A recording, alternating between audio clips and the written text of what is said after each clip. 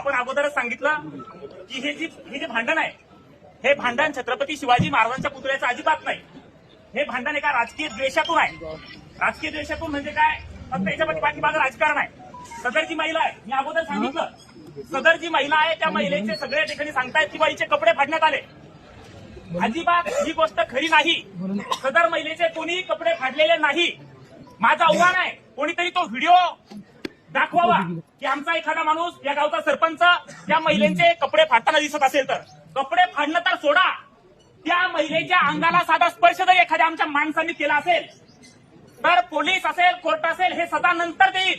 त्या माणसाला आम्ही चौकात फाशी देऊ, हे तुम्हाला मी या ठिकाणी सांगतो.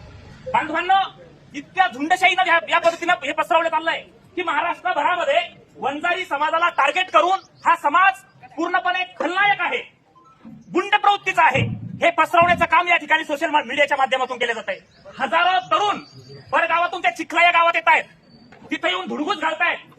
त्या गावामध्ये आता माणसं नाहीये, सगळी माणसं अटक आहे आणि तिथल्या ज्या महिला आहेत त्या महिलांसोबत गैरवर्तन त्या ठिकाणी करतायत.